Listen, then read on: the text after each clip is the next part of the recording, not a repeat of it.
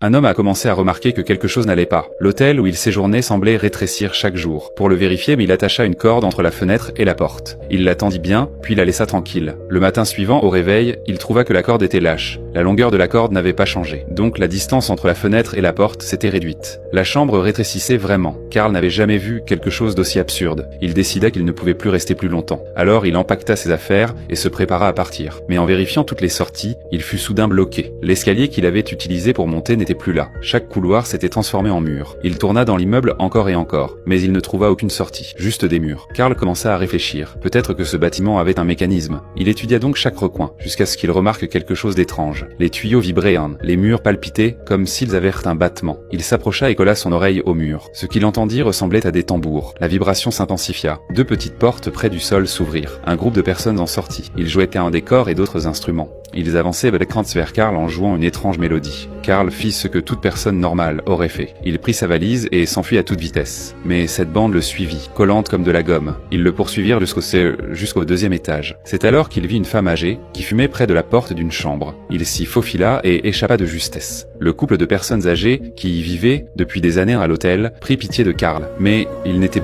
pas sorti de cet étage depuis plus de 10 ans. La seule chose qu'ils purent donc lui offrir fut une petite carte du couloir. Karl était sur le point de partir, mais il entendit qu'on courait derrière lui. Immédiatement, il se rendit compte que quelque chose se passait ce jour-là. Il se dit à lui-même, après tout, il n'existait pas de personne avec des pouvoirs psychiques. Mais ce qui se produisit ensuite changea complètement sa perspective. Il n'avait pas marché longtemps quand les lumières du couloir commencèrent à clignoter. Une femme à la carrure robuste passa par là. Karl tenta de la rattraper pour lui demander ce qui se passait. Soudain, un groupe d'enfants apparut. Ils lui volèrent dans sa valise. Karl les suivit jusqu'à la chambre où ils étaient allés. Mais la pièce était vide. Avant qu'il ne puisse l'assimiler, le bruit étrange d'un instrument résonna dans le couloir. Les murs commencèrent à vibrer. La bande réapparut à l'heure. En même temps, un groupe de serveurs avec des plateaux se trouva devant lui. Encore une autre fois, la bande le suivait. Karl n'eut pas d'autre choix que de les suivre. Il entra dans une pièce pleine de gens. Cela semblait être une cuisine. Il préparait en ça de la nourriture pour tout le bâtiment. Les personnes quand à l'intérieur ne semblaient pas se rendre compte que le bâtiment était en train de rétrécir. Karl essaya de les avertir. Mais ils le prirent pour un résident local et le chassèrent. Karl savait ce qui allait se passer ensuite. Si le bâtiment continuait à rétrécir, les murs continuèrent à se rapprocher. Les gens pourraient se retrouver piégés sans que personne ne vienne les aider.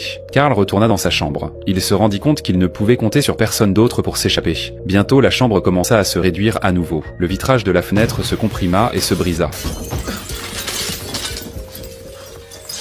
Karl savait qu'il ne pouvait plus attendre. En quelques jours, tout serait encore plus petit. Un plan déchiré sortit du tiroir. De mémoire, il commença à dessiner la partie manquante. Mais comme le bâtiment continuait de changer, il commença aussi à marquer les couloirs pour ne pas se perdre. Chaque itinéraire qu'il traçait, il l'inscrivait sur la carte.